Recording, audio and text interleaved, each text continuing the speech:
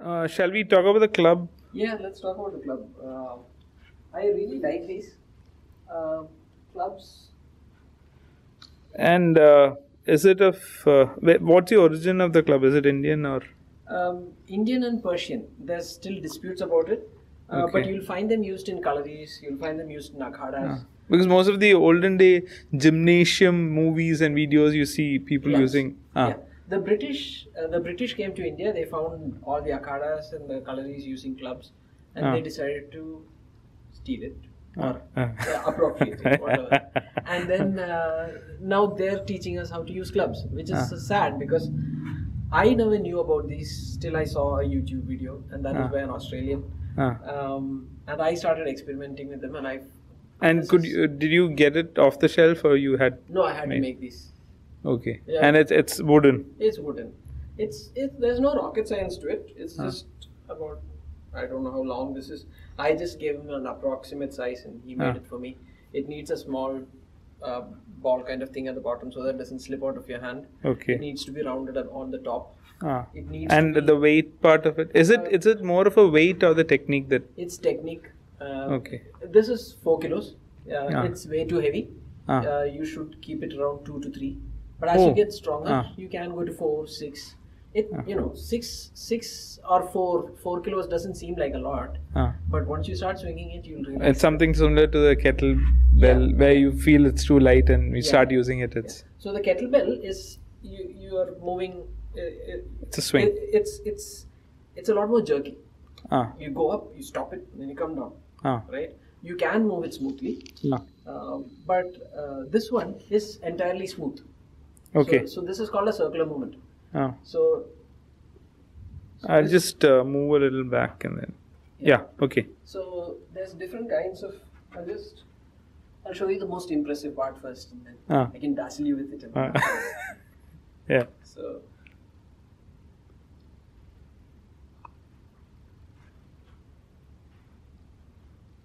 So there's different kinds of movements now. It's more of a dance, really. It's a very harmonized. Yeah, and if you notice, you can see my knees bending. Yeah. To absorb the impact, lighten it, and then turn it around and bring it to the other side. Okay. That's how. So there's a circular movement of the circle. Oh wow. Right. So all of this has to.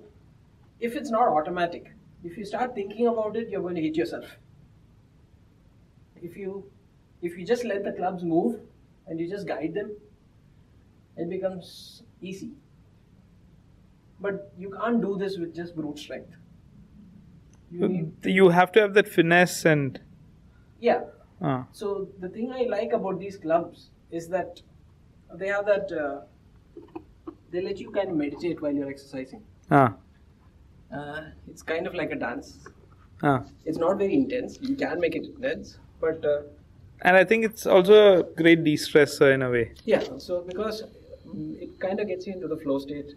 You can meditate better while you're exercising, and I use it mainly on my rest days. So I have a hard day with the kettlebell, or I go for a really hard run or a hard ride.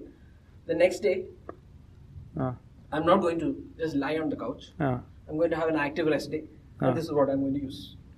So it's actually it's the opposite of weight training. So it's you can still use it when your muscles are recovering, or you can use it to train without putting an extra load on your nervous system. Okay, so if you're doing if you're doing Monday, Wednesday, Friday of weight training, on the other days along with your cardio, you can. Yeah, you can use this as cardio. Okay. Yeah. Or you can do hard days of cardio training, and the other days you can use this. Another thing that comes to my mind is I've heard people say 5 days of kettlebell, and then there is. So thing is, in the gym they say only you need 48 hours of rest between muscles, and then the kettlebell you can do it. So can you do a kettlebell every day, or is it the kind of exercise that you? You can do the kettlebell daily. Depends on how intense you're going. If you're going really hard, then you won't be able to do it the next day because you'll be in pain the next day. So ideally, if you're doing a heavy If you're doing a heavy workout of any sort, the next day you need to rest. And that rest should preferably be active rest rather than just lying in a bed. So maybe go for a walk. Going for a walk, doing something like this. Now the same thing can be done hard. The dumbbells can be done hard. But so would that be faster? It'll be faster, and the movements will not be circular. The first movement I did. So I'm going there. I'm breaking the momentum, and then reversing direction. This is a lot more stressful than the other. This, because I'm not. Because here it's a continuous flow. And the other you're stopping and then. Other I'm stopping and reversing direction. Yeah. So every stop you're applying pressure. You'll create what's called an eccentric contraction, which is a little more demanding for your muscles. Okay. Is it similar to you have this throw forward in the kettlebell, you stop, pull back and... See, kettlebell, there's two schools of training. One is the hard style, one is the soft style. So, for example, the hard style, I'll show it to you from the side. So the hard style swing,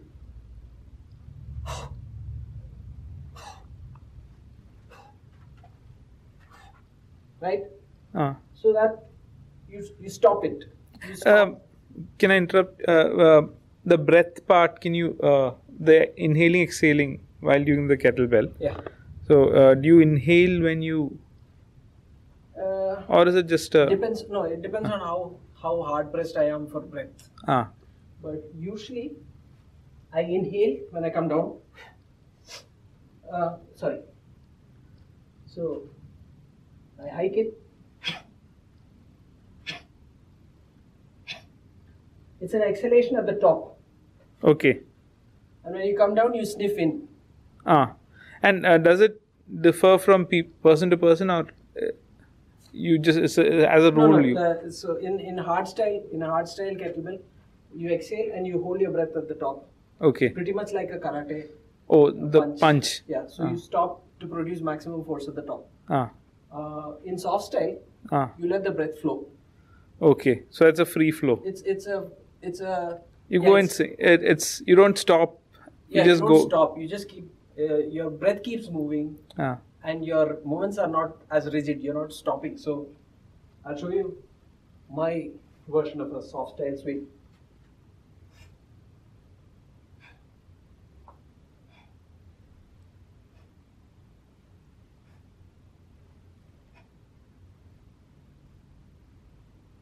That's a soft style. Yeah, and there's a clear difference in the energy and effort. So hard style burns more calories. It's more focused on strength. It's more focused on stability.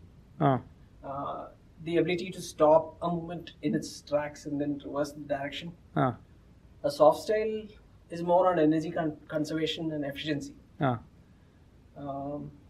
They both have their uses. Okay. So soft style is probably better for cardio. Hard style is better for combat sports and conditioning. Okay. I'm not an expert in kettlebell. Right. I'm a doctor. But I like kettlebells. And I've been practicing on my own. I don't have any instruction. So there's going to be a lot of problems in the form. So real kettlebell experts, please don't tear it to me. The idea. But you've been doing it for. I've been doing it for a few years now. 2012. So now it's 6 years at least. And I've not hurt myself, so I consider that an achievement. And the other thing is... And it's really worked for you. It's worked for me. I don't have any injuries anymore. I can sprint. I can do long distance running. I can lift heavy weights. And I'm not hurting myself anymore.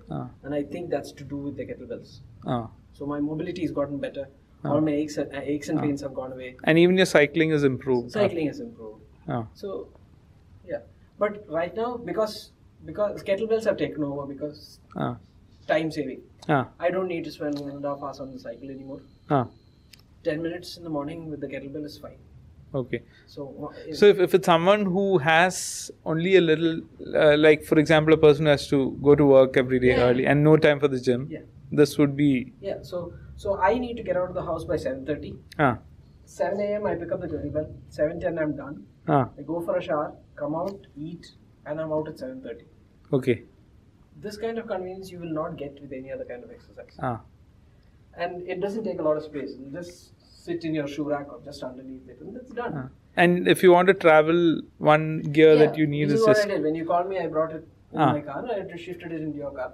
Usually, if I'm traveling to meet my wife, I'll take this with me. 200 kilometers, no big deal. Carry it in the car. And it's so that's... And what about so suppose someone wants to lose weight, get in shape, and what the kind of one would be the diet, the other would be the exercise, sleep, and then the exercise. So sleep and weight loss. How does it work?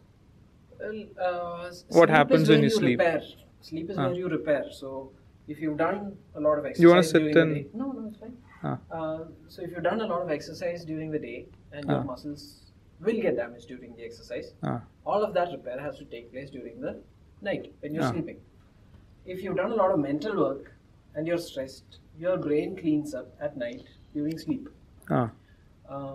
If you can't clean up and if your muscles can't repair, you're accumulating damage and it makes you more prone to injuries. So without sleep, exercise... And how many hours? Varies from person to person, but in general, 7 to 8 hours is minimum. Minimum? Minimum. Some people might need more, some people might get away with less. My general guideline is you should be able to wake up without an alarm in the morning at the same time. Right? So your clock should automatically get in sync. You should have an automatic clock within yourself and it should wake you up at the same time. And when you wake up, you should be feeling fresh. You should be feeling enthusiastic. You should be feeling happy about waking up. Right? You shouldn't... It's not like the Monday morning blues every day. No, exactly. So if you're not happy when you're waking up, it means you're not getting enough sleep. If you need an alarm clock to wake up every morning, you're not getting enough sleep. There's no way around it. You can deny it all you want, but if you're not sleeping enough, these are the symptoms. So this is my general guideline. You have to wake up without an alarm clock every day at the same time. And you should be happy when you get up. You should be fresh when you get up. You should be ready to get at the day when you wake up. The next thing I need to add to it is try and get as much as sleep possible before midnight. Before midnight? Before midnight. So you're sleeping 8 hours. Try and get at least 4 hours of it before midnight. Okay. Yeah. Not going to happen. None of you do it. But I do it. And it has made a So it's basically, because even me, I stay up late and then I might wake up late to compensate for it. So that doesn't work. You can make it work, but it'll work better if you do it right. So it would be better even if you wake up early, you can go. I mean, you can. It's the other way around is better. Not late sleep, late waking up. Early no blanket sleep. Rules. There's no blanket rules. I can't be a sleep Nazi and tell you. This is you have to sleep at 8 and wake up at 4, just like I do. No. It has worked well for me. I think you should try it because it seems to fit in with the circadian rhythm. Okay. That we are designed. We are designed for. So because we're basically not nocturnal. So we are not nocturnal. We are easy meat if we are nocturnal. So we never used to get out. Which reminds me, I read this somewhere that I'm not really. It was a little confusing where this person said, we are not designed to eat raw food, as in raw vegetables and raw. So something about the digestive system where the cows and goats are designed for. Yeah, we are best when we cook our stuff. Okay. Right. The discovery of fire seems to coincide with the time that our brains developed as a species. So when we discovered fire, the timeline. Oh, cooking. Yeah, when we discovered cooking and when we discovered fire, that's when our brains underwent a massive expansion in size. And apparently, there's a significant difference in our cognitive. Yeah, it's only a correlation. You know that the brains have gotten bigger, and you know that this is around the time we started using fire.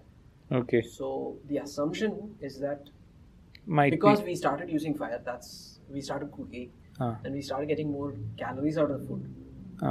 We started extracting more nutrients out of the same food that we cooked, and that made our more energy and more nutrients available for your brain, and that. And then there's this. We hear about when you cook, the vitamins are lost. So yeah. And plus things like okay, that is one. The other is vitamin C. You cannot get vitamin C from a lime juice. If you take a vitamin C tablet versus a vitamin C lime juice, well, see, when you gain some, you lose some. Always, in every situation. The same goes with food. When you cook it, you do lose some heat level vitamins and minerals and all of those things, but you gain a lot more, which is why we tend to cook. Now, it's not good that we cook all the time and eat only cooked food all the time. So you have to mix it up. You'll have to have raw foods on some occasions, and you'll have to have cooked foods on some situations. But there's foods that taste better when they're cooked. That's usually a good guide to say they're getting more nutritious when they're cooked. You wouldn't cook a fruit and make it more nutritious or tasty. Cook a fruit and usually it goes to health. So fruits best consumed raw. Vegetables you have to cook in some cases, and you have to have raw the same vegetables. So you need to vary your diet when it comes to cooking anything. And then about the genetic or the lifestyle where you've been eating either veg or non-veg and your diet. Yeah, well, each area of the globe can support a certain kind of plant life and a certain kind of animal life, and humans that have been living in that particular area tend to be best adapted to that kind of food, flora and fauna as food. All that has gone out now because people are traveling, and we are living in places far away from our ancestry. Earlier it was colonies in different locations. So we didn't have this much movement. But you still know where your ancestors came from. It would be worthwhile to try and consume a diet that is closer to what your ancestors ate. That doesn't mean you can never eat. You can never eat something that your ancestors didn't eat. I'm just saying you might be better off. It's worth trying to try and mimic the diet your ancestors have been eating. Because it's already proven. It's worked for you. Quite well for your system. So. Because and then these crash. Is it okay to do a crash diet? Suppose a person is extremely overweight, or they have a particular. So I've seen people who do a crash diet. Yeah, they've got a wedding to attend, and they want to lose weight. And then maintain the regular food and. I've tried that myself, to be honest. It doesn't work. Well, you will lose weight. You will lose For example, if you have a wedding coming up, then definitely you'll want to look your best. And then... well, no, I haven't. I don't have that issue. I've tried. I've lost weight. I've lost quite a lot of weight. Then tried to go back to my pre-diet diet. Well, my original diet. And that weight has slowly crept up. It'll happen. It'll get back to you. It'll come back. It'll come back. Maybe not all of it, but some of it will come back. So I've stopped doing that now. I don't want to go back to my old diet. I want to stay on the diet that has made me healthy. So I don't bother with trying to eat like I used to in the back. So you have to work on it, find your best spot. You have to work and find your best diet. And plus exercise. Yeah. So you'll start off on a basic template and you'll see what works for you, and then you keep modifying it. And for that you need a bit of honesty. You can't base it on some sort of ideology saying I'm going to be vegan or I'm going to eat only meat. That kind of stuff doesn't work. You can try it. If it works for you, fine. But don't say this has worked for me and therefore this has to work for you. Talking about meat, a lot of people say if you eat the fat in the meat makes you fat. So, but... Well, there's many parts to it. You have calories in, calories out is the dominant paradigm. So people say if you eat too many calories, you'll get fat. And there's truth in it. but all calories are not the same. So once, while we talked earlier, you mentioned if your stomach lining is not, it's like a sieve, and if it's not in a good shape, there's a problem. If the holes in the sieve are not fine enough or small enough, you're going to let in stuff. Is that right? Yeah, exactly. So when you can't have your gut is built to absorb stuff. It needs the holes. Right? Without the holes, stuff's going to pass through just like it passes through a PVC pipe. Now, if the holes are too big, you let in particles that are too big, and your blood can't handle particles too big. They get into all sorts of wrong places, and you trigger all sorts of diseases. Autoimmune diseases can get triggered with stuff like that. So if the holes are too big in the sieve in your gut, that's what happens. So you can't have it too small, because then you're not going to absorb enough. So you need to get that balance right. Okay. And that balance happens only if you're healthy. And that health comes from a proper diet, sleep, and exercise. So if you are exercising regularly, if you're working out, you have enough sleep, then your range, your scope of food is also becoming larger. Will get better. Yeah. So if you're sick to begin with, the kinds of foods that you can eat without causing damage will be smaller. The choice will be smaller. But as you get healthier, you're going to start to be able to tolerate better. A wider selection of food. That's what happens. So I tend to think of it in this way. If the inputs into your body are ideal, the output will be ideal. Right? Input as in the whole thing. So that diet, sleep, exercise, social networks, stress levels, all of those, everything, your environment, the amount of toxins in your environment, exposure to sunlight, all sorts of things. So if everything's ideal, your output becomes ideal. So your body is designed to be healthy by default. So base state is it wants to go back to wants to go back to health. But if you need your body to go back to the default setting, you need to give it default inputs, the inputs that it expects, and that's why you can't cheat your body to think it's getting good stuff and good junk. Because I've heard people who smoke. I've got friends who smoke, and they say we want to stop smoking,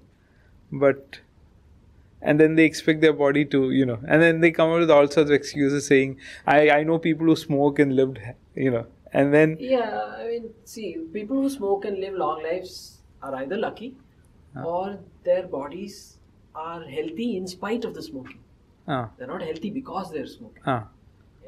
So, but they could be healthier, much more healthier if they didn't smoke. If they stopped smoking, yes.